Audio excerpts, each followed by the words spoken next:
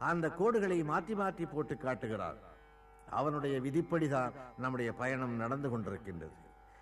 ஒரு பெண்ணை அடைய வேண்டும், நல்ல மனைவியை அடைய வேண்டும் என்று விரும்புகிறவன் அவளை அடைய முடியாமற் போகிறது. எது வேண்டுமானாலும் கிடைக்கட்டும் என்றிருப்பவன் ஒரு நல்ல மனைவியை அடைய முடிகிறது.